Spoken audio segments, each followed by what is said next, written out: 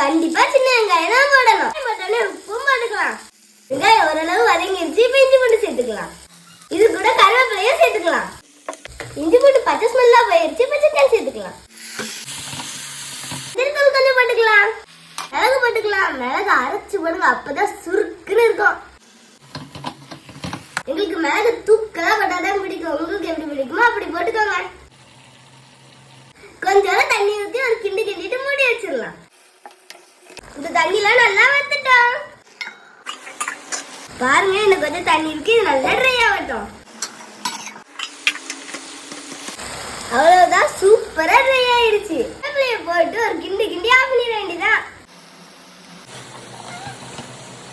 Pepper chicken ready ஆயிடுச்சு. சாப்பாடோட வச்சு சாப்பிட்டு பார்த்துடலாம்.